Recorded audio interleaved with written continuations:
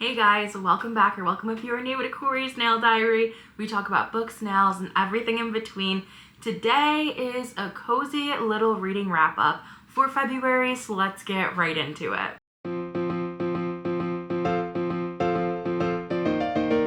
I took full advantage of the snow day here in New York City, and I'm giving you this video early. I know, it's crazy.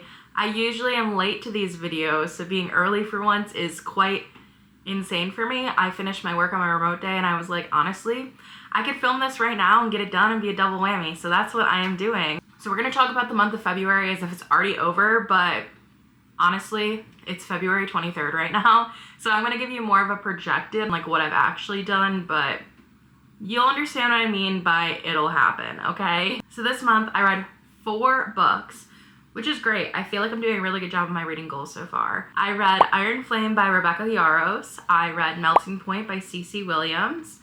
I read Most Eligible by Isabella Engel. And I read Ready or Not by Cara Bastone. So let's get right into it. If you've been keeping track of my channel, you will know that I recorded a super long weekend vlog of me trying to read my entire weekend, where I legitimately failed so badly. I didn't even finish one book. I only got 25% of the way through Iron Flame. So obviously I have to talk about those 2 books first. So the first book I finished this month was Melting Point by Cici Williams. And honestly, I have no regrets, guys. I was so into the Olympics that I was like, I want an Olympic themed book. This book was published in December 2025. The author, Cici Williams, decided to write an Olympics-based romance, and not every few chapters, the dates were changing. So what I did was I picked this book up on February 7th when the actual book started. This is literally today. So I feel like, yeah, this was the right choice because I'm kind of pumped. And then I read Day by Day, which was super fun. And did I get behind? Yes, I did, because I was reading 2 books at the same time. But was it still amazing? Absolutely. Wow, I just realized I got my order wrong. Regardless, Melting Point features our 2 main characters, Sam and Finn. They more or less grew up together. They're both Olympic snowboarders, and basically they go to the Olympics together, which has always been their dream. But since they were kids, they have had a pact to never romantically be involved with each other until after their sport's over. And basically, in lieu of getting an advertisement deal with a really popular ski company, they decide, why don't we just fake date? And basically, I'm sure you can imagine the fake dating becomes more, and it's great. Both characters were honestly so good, so deep. I was cheering on both of the characters, especially Sam, the female. I don't know, I think that this book was mostly novelty, and that's why I enjoyed it, because once again, I read it alongside the Olympics. Yeah, I don't really have much else to say about it. I think that if you're still into the Olympics, or maybe even want to read it alongside the Paralympics, this might be the book for you.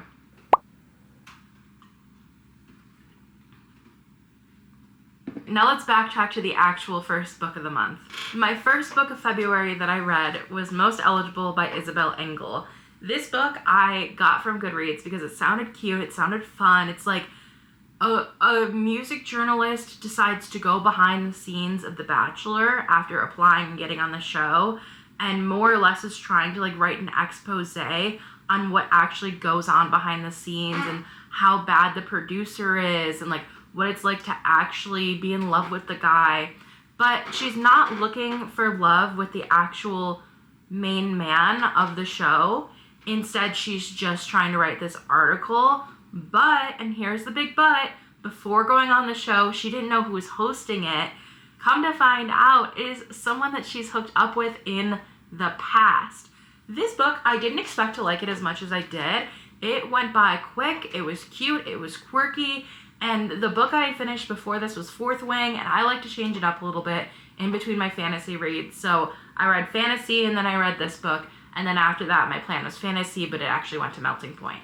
So this book really actually filled the desire I had in my heart to just have a classic romance story. This is very much a second chance romance for both of those characters, and I thought they were very cute. I recommend it if you're into music, but also if you know generally what happens in The Bachelor, you won't be very confused in this. I've only ever seen one season. Okay, and the next book I read this month is Iron Flame by Rebecca Yarros. And guys, I'm not going to lie to you. I almost DNF'd this book like 3 times. I'm not kidding. So I read this book on my iPad. I got it from Libby. I was excited to read it because I really liked Fourth Wing, even though, as you know from my last video, I was pissed off at the ending. I'm not going to give too much away here. Ending pissed me off. Everybody's like, you're going to want to read the second one as soon as you're done with the first. No, I put this book down and I haven't thought about it since. I am severely pissed off at the end of this book. So that's kind of also why I needed the break in between Fourth Wing and Iron Flame. And Iron Flame, didn't really start out in a bang for me at all. It felt like the first 150 pages, were so slow. And honestly, I considered DNFing it around the 300 page mark. I'm like, I am halfway through this book and really nothing crazy has happened yet. And I'm happy I didn't, but I feel like I also could have saved a lot of time if I did. So, I don't know, I'm wishy-washy about it. I gave it a 3 out of 5 stars. I enjoyed Violet's story once again. I enjoyed seeing Satan again. But I feel like this book in general, if you're not really a fantasy reader, can be quite confusing because, I had no idea what was going on half the time. And I'm not sure if that's a me problem or a book problem or I don't know. I'm not really, super experienced when it comes to fantasy problem, but that's my answer for you. I was a bit confused. I was finding myself texting a friend the entire time, asking questions, but ultimately what brought me back to the book was how good of a character Violet is. I do think Rebecca Yarros wrote a very good main character, and she's so solid.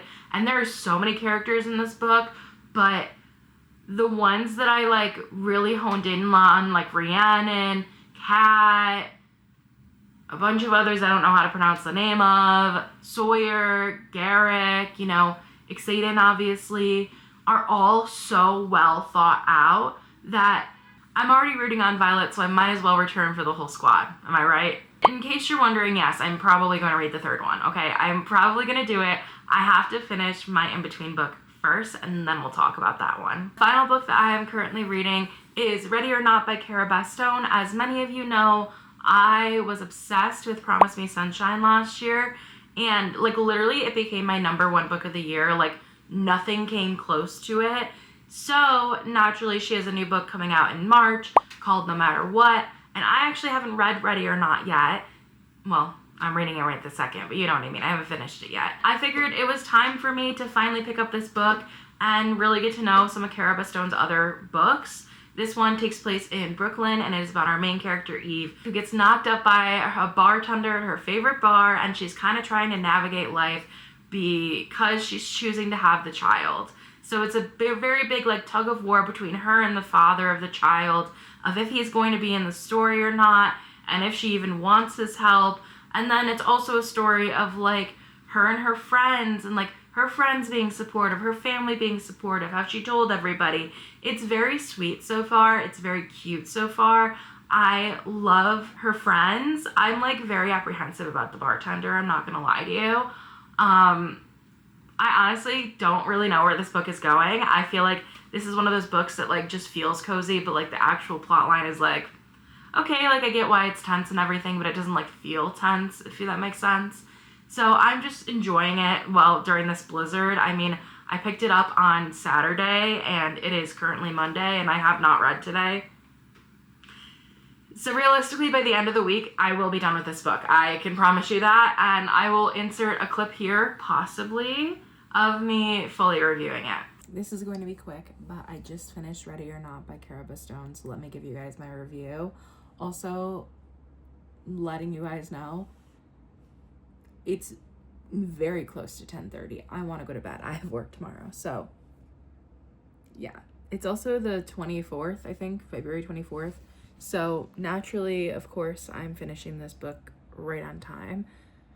Okay, let's talk about it. Ready or Not by Cara Bastone. I was waiting to love this book. I loved Promise Me Sunshine, and I was really hoping I would have characters that drew me in just like that, and I didn't. I didn't like the main character. I thought that she was annoying and insecure, and like she could never make a decision for herself, and I feel like, yeah, that's like kind of her whole thing, but like it was just, I got so sick of it. I didn't like the father of her kid, and I didn't really like the like end of the line relationship. I just like, it felt like she was settling, and I didn't like that. I didn't feel like it was a genuine connection between her and the person she ended up with.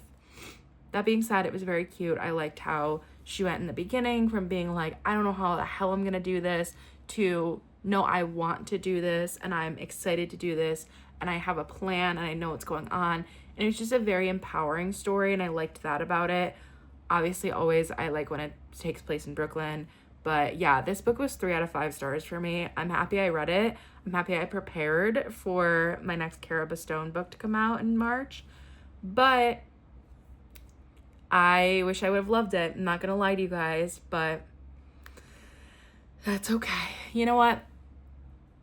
Every author needs variety. It's a necessity. So I'm just going to hold Promise Me Sunshine so close to my heart still, and we'll see what happens with No Matter What.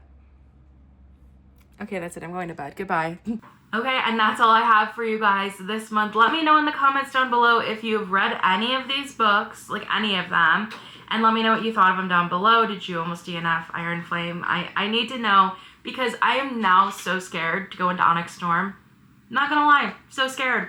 I'm afraid that I'm really not going to like it, but I'm at the point where I'm like, I've already read 2 of the 3 books. I might as well read the 3rd one too. And before we go, I have to show off my nails. I just recently did them. I'm picking up the hobby of rhinestoning. So obviously I had to rhinestone my nails as well. Hold on, I'm getting closer to the camera so you guys can really see them. Can I get him to sparkle? Probably not. There's one missing from this one already. It's okay, it's been a couple of days. Anyway, yeah, that's my update for you guys this month. How are you guys doing on your reading goal? Let me know in the comments down below. If you guys want to follow me, please subscribe to my channel. Let me know what you like in the comments down below. Find me on Instagram and TikTok, both also Corey's Nail Diary. And I'll see you guys in the next video. Bye!